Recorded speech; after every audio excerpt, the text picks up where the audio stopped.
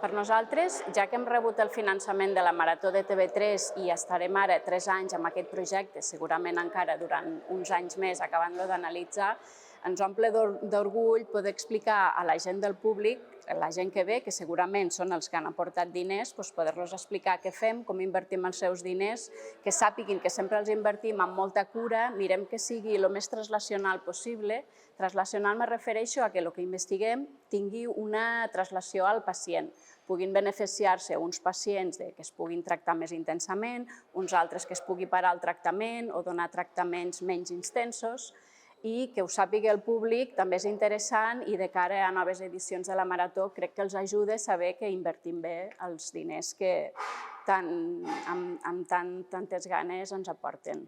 La visita m'ha semblat molt interessant, el que passa és que jo l'he trobat potser que ens falta una mica de temps, perquè són moltes coses, però verdaderament és molt interessant almenys saber en què invertim els diners, més quan fas els donatius. M'ha semblat molt bé.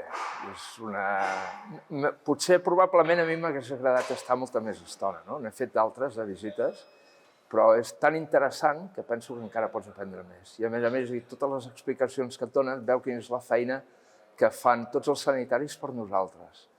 Doncs clar, per mi és molt, molt, molt interessant poder-ho veure, com treballen i els recursos que necessiten.